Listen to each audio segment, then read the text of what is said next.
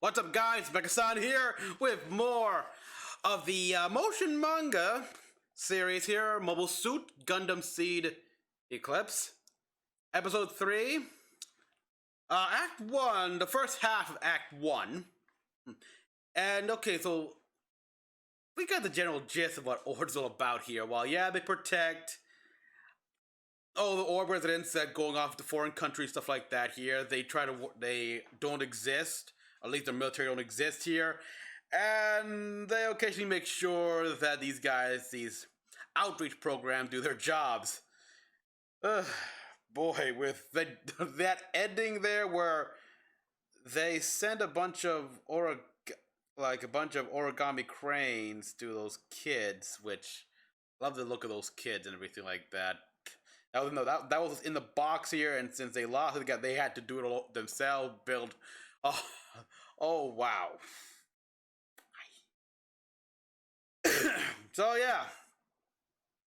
Basically, they tried to uphold the whole "this was the nothing" years, even though a lot happened in between. Technically, nothing in the level of the Bloody Valentine War, but quite a few things happened.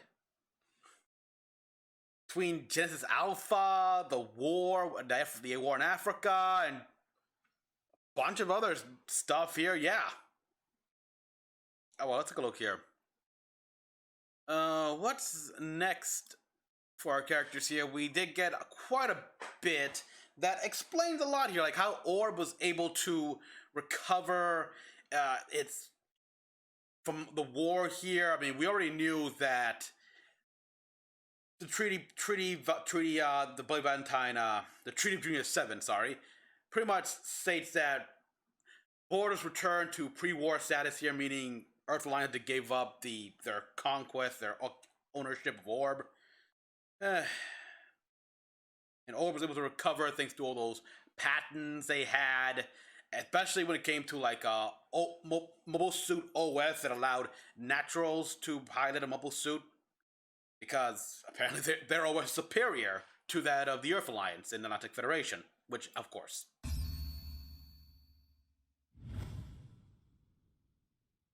Okay, let's take a look here. The International does not relieve under the jurisdiction agency of Orb, Mr. Your Ord, or Ord for short, we know that. Its roots are said to stretch back prior to... Okay, sorry people, ooh, that's loud in my ears.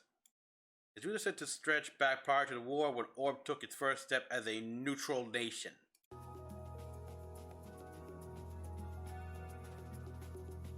Okay, the policy being enemy to none.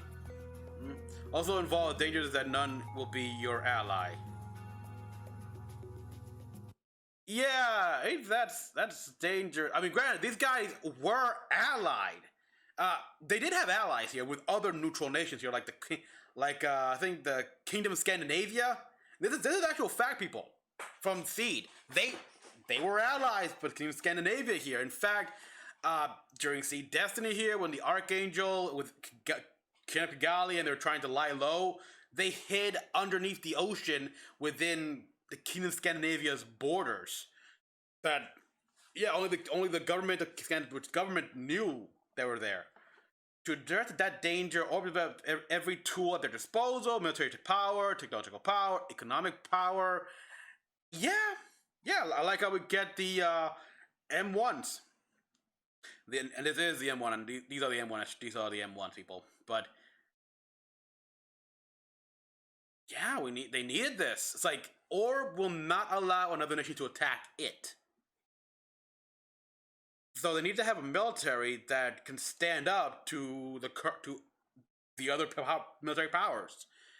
Need to be up to date. They saw how mobile suits were doing, and so yeah, we need mobile suits.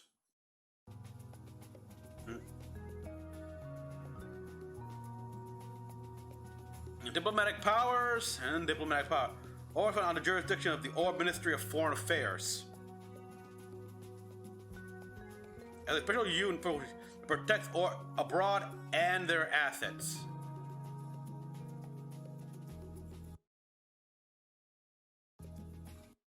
What the? Apologies, people. I'm just looking at the picture here on OBS. It's like it's some effects are being done here for even that is a public face. Okay.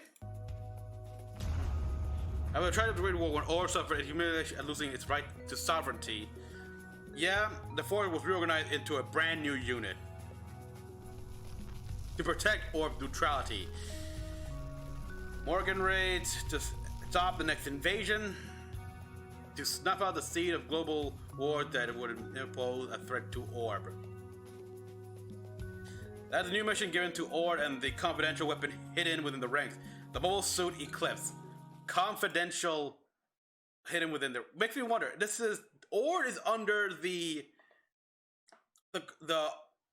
control of the Orb's Ministry of Foreign Affairs here, so I'm guessing Kigali has no idea about this. She never did. Given how she always adds stuff like that here with her relatively naive outlook on how Orb should be neutral. Good call. I hate to say it, but yeah. Okay, we're in Singapore. The ship. Ooh. The Faith of the Lion. Okay, overturn. Yeah. Here's the investigation report on the recent incident. Okay, secret. So they were involved after all. They? Well, it was worth intervening if it was reckless. Since the end of the war, illegal arms sales by weapon merchants have been rampant in several territories. The merchants all seem to have different backgrounds. Yeah? Yeah, it's like this is true actually. This was even this happened even during the war, and this was an uptick after that. Like in the short about the red frame, the Gundam actually red frame here, we saw Low in the Junk Guild go to a black market arms sale, and for sale they had the freaking shield of the Aegis Gundam. They recovered that thing somehow, and then there was the head of that recon Baku, which oh boy. So, but yeah, after the war here and everything, take your picks galore here. They can salvage mobile suits and other weapons from Earth and space. Purchase them from junk guilds like that. Steal them. Many people went. We saw many people went. We saw like with that old government, those raiders that they were former Atlantic Federation military, and they just decided to go AWOL, stealing mobile suits and using gins. In the year C-72, the nations of plants signed a treaty. Okay, the Treaty of June 7, so the treaty's been signed right now. It looked like episodes 1 and 2 took place before it was officially signed, which imposed restrictions on the military power nation, lead to reduce the size of armies. It banned the use of nuclear weapons as well as nuclear powered mobile suits. Mirage Colloid was forbidden to be used, and yeah, reduced the size of the army and everything, which led to a rise of these we saw how effective the Strike Gundam was with those Strike packs, so let's adopt that here, because yeah, the treaty limited the amount of mobile suits you can make, but not the amount of weapon you can make for the mobile suits. Loophole there, and they exploited it. Which is too bad. Well, so it also set back a few things here, because they already had like the prototype Zaku Warrior that was nuclear powered before the treaty was signed. So, and of course, it didn't matter because both sides started advancing the technology here: Mirage Colloid, nuclear technologies, and so forth.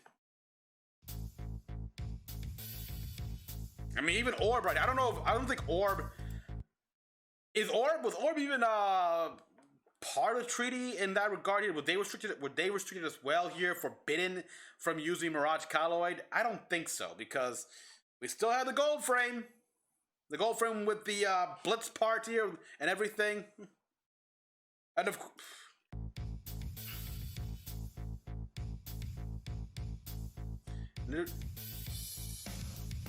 Ultimately, the new problem, reducing size, ultimately led to new problems. Yes, as you reducing the military means a bunch of soldiers had to be let go. They got anything to go by, so yeah.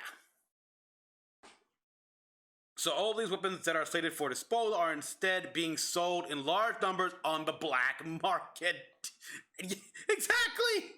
Exactly! They need to make their money back somehow, so yeah, rather than to waste all this, let's sell them on the black market and use the dirty money to help rebuild things and shit. So yeah, who could have imagined a world where armed gangs, terrorists, and even criminals are as well equipped as armies?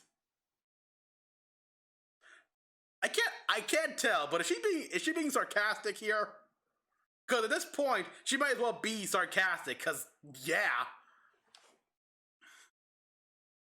Especially now with what recently happened in real world over in Middle East.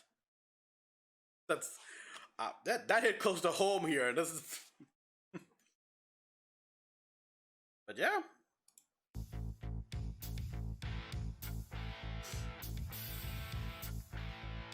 I can see it.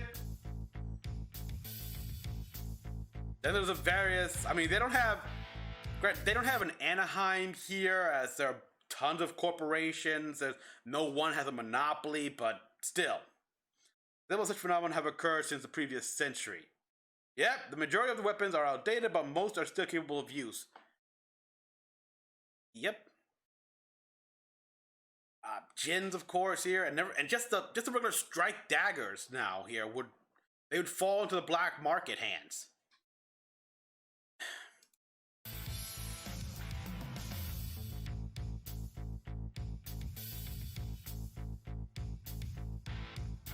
Never let a thing go to waste, huh? It's like a bad joke.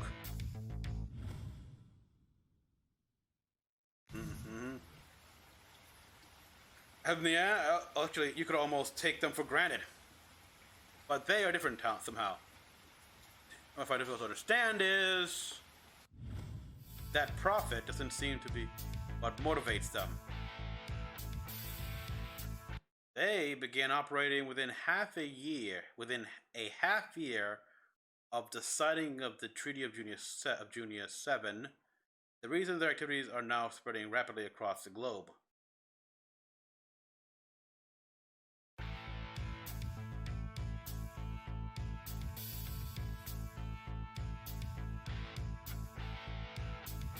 The weapons which would normally fetch a high value being sold for terrifying low prices, they might as well be free of charge.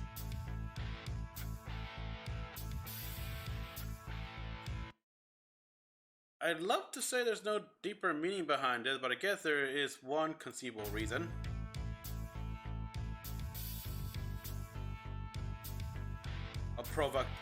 It's a work of provocators, and a large-scale provocation at that. Is among tactical category of psychological warfare. Yep. Would be those who infiltrate the government of any nation and plan to seek chaos in order to generate political instability.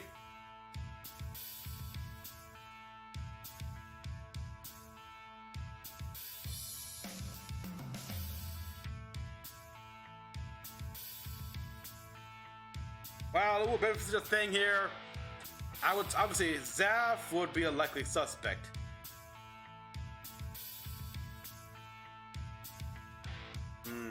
Logos are the new chairman of the Supreme, don't they? Former chairman Canova was forced to resign as part of the post-war plot. Former chairman Conover? Alright, yeah, because Atherin's father, Chairman Zala, he went crazy, he was killed, so the vice chairman would have taken the chair. Okay, I'm curious to see. I mean, I know I know several members here. Like we had, of course, Isaac's mom, and even I think even Diarca's mother or father. They were in the in the Planet Supreme Council. Hmm. I have no idea. Kenavar is Gilbert Durandal. Mm-hmm. No, I don't have any direct knowledge either, but he's a moderate who was once part of the Klein faction. What? He's a moderate who was once part of the Klein faction? Single? What? I did not know that. Okay, we never learned where he. I didn't even know what. All right, okay, so we're learning a bit more about the chairman here because prior to what we did see Destiny here, like we don't know much about him. We see some flashbacks with about obviously him knowing Rala Crusade, Rala Flaga, if you want to be accurate, and such here. And how he was seemingly part, and we also know from the manga he was seemingly part of the whole like Ultimate Coordinator program or something, maybe in some way. I mean, he knew about Canard Pars, a reject of the Ultimate Coordinator process, whatever program. And I even know a few things here. Like, okay, one thing I really like to know about Durandal is what kind of a speech did he give to get Isaac Jewell pardoned from his war crime and letting him get promoted to commander? Because remember, people, Isaac's a war criminal. He, in the Battle of Orbit, he shot down a shuttle full of civilians from Heliopolis, men, women, and children, killed in cold blood. Why? Ow! My beautiful face has been scarred here by this machine, by the enemy here. How could I ever coordinate? I'm a superior, and they're beneath me, blah, blah, blah. You and the shuttle got in their way and everything like that. I wonder how he was, I'd like to know how he reacted when he learned that. Like, hey, Isaac Jewell, you're charged for war criminals. You know, like, that shuttle you shut down the Battle of Orbit? Yeah. That was filled with men, women, and children. Here's all the pictures and everything. You are a war criminal. You're a monster. He sullied the Gundam! God, the duel was so underutilized with him. I could go on. And somehow, yeah, and he was actually destined to be executed for his heinous crime. And yet, Durandal came up, gave a speech, and it somehow pardoned Isaac and got him promoted. Meanwhile, when Diarca came in, he gets charged for going AWOL and just gets demoted. Bull fucking shit. He's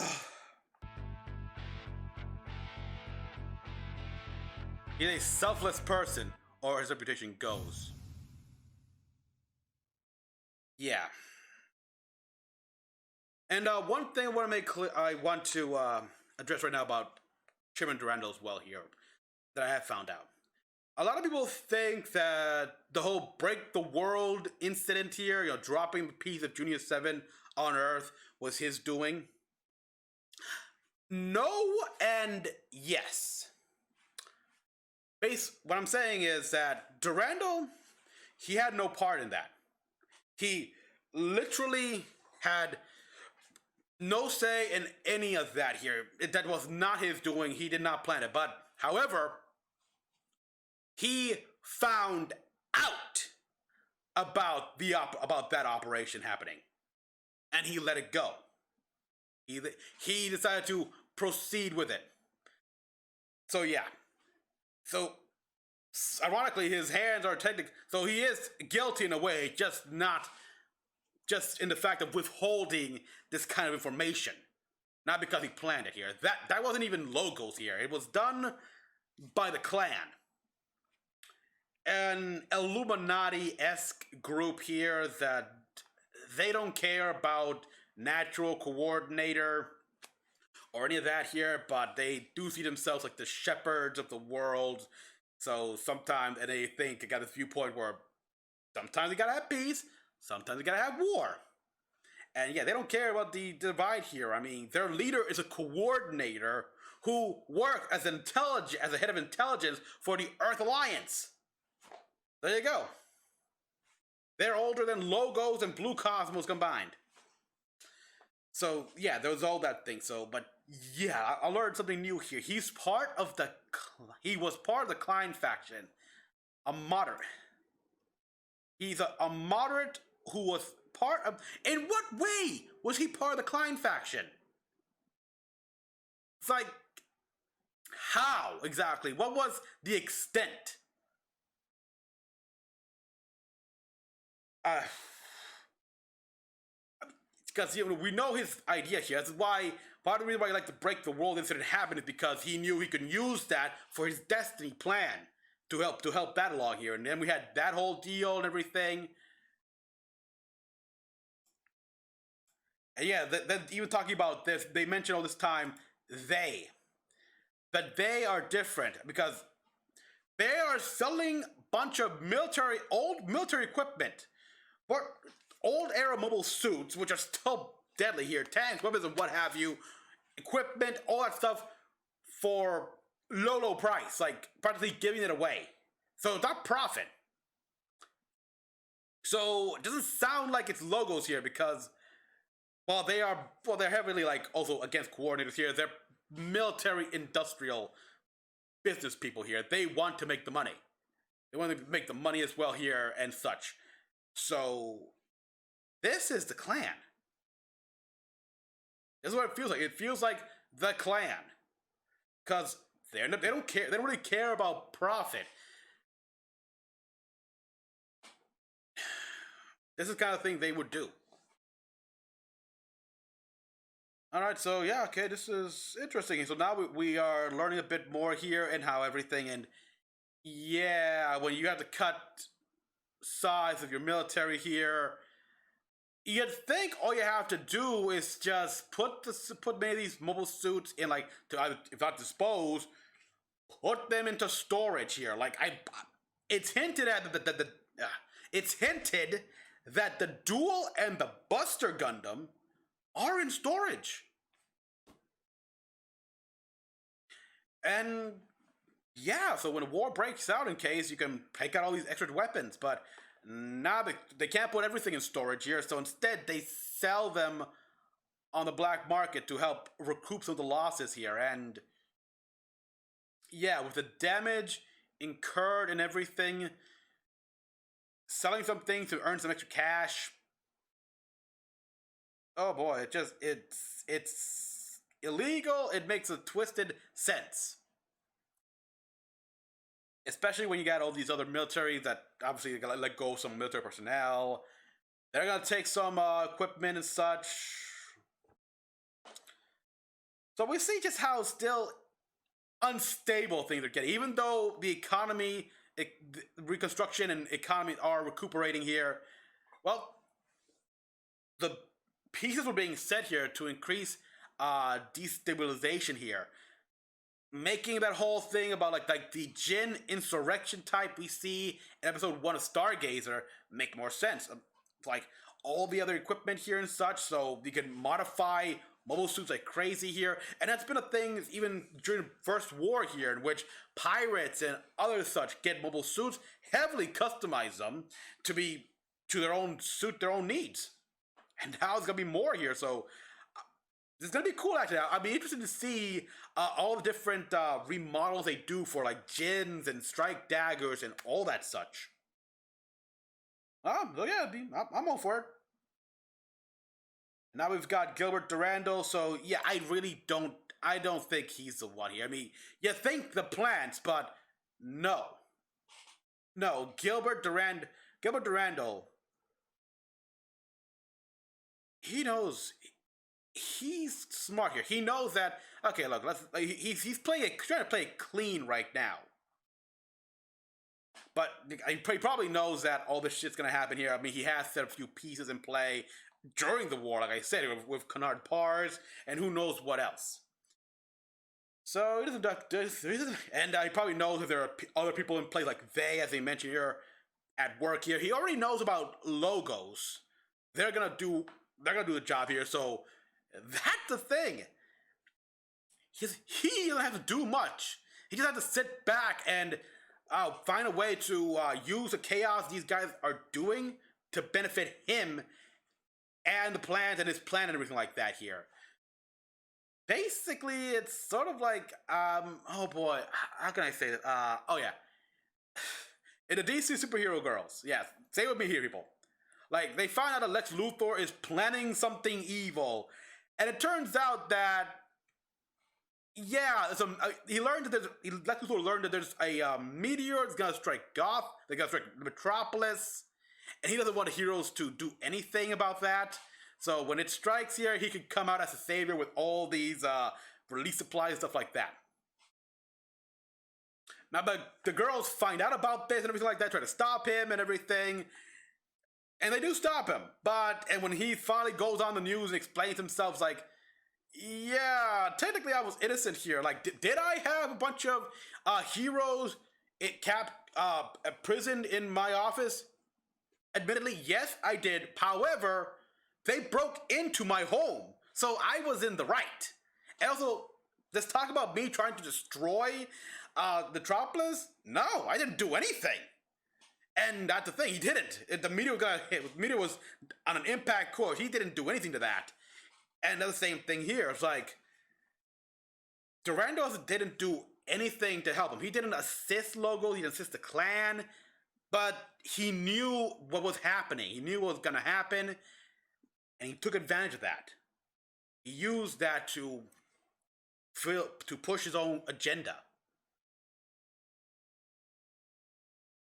So yeah, and like, yeah, by portraying himself as a selfless person, helping these nations here, and how the Logos does all this stuff to like just paint them in a good light here. Like when the Destroy Gundam came out and just obliterated Berlin because they allowed Zaf to come in and offer aid. Like, we see images of Zaf soldiers shielding civilians and little kids here while they get annihilated here, painting Zaft as the good guys, which they were at the time, and the Alliance and Logos as just the villains here. Where if you even go again, if you even accept help that you desperately need from coordinators, you're a traitor to the human species and will get destroyed.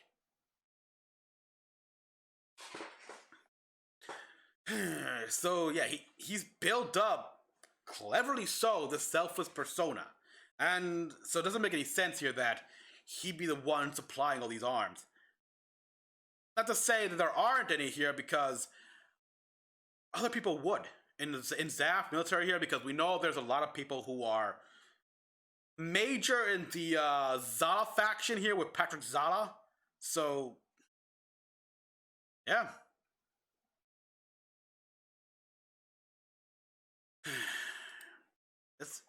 This was an interesting one here that added more lore and more lore into the Seed universe here. Learning a bit more about Sherman Durando, who he replaced with after, because there was a whole situation with Zala being dead. He got a replacement here, and then Durando. How the negative side effects of the Treaty of Junior 7 here, and how because of that, a bunch of the countries started selling the weapons in the black market here, some for cheap here, which again, the clan. So already pretty much hinting at all this side story material here that if you've read the Ashtray books and such, you know about here. That's always been the problem with Seed, at least when it comes to outside of Japan here, because it was essential that you were reading the side story material as you watch show. But it doesn't work that here. It's like, we'll get the show first, and then eventually we'll get the side material after who knows how long. I mean, I just recently saw that they started translating some of the ashtray side story materials again. So there's all that here. Now we learned also a bit more about Ord as well, and how they were originally just that here, like an outreach and also protection program for many orbs, people outside. But after the war, they kind of restructured to become a special forces unit to help protect the people more, and using Gundam, using the Eclipse Gundam by the Minister of Foreign Affairs. Which again, raises the question, does Kigali even know about this? I don't think so.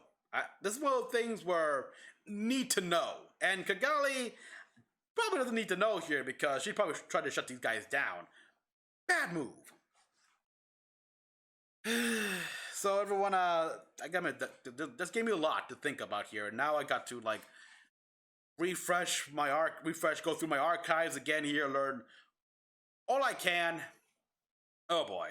So yeah, thank you for watching. As always, kind of what you all thought. Like, subscribe for more videos. Till next one, this is Mecha-san, logging out.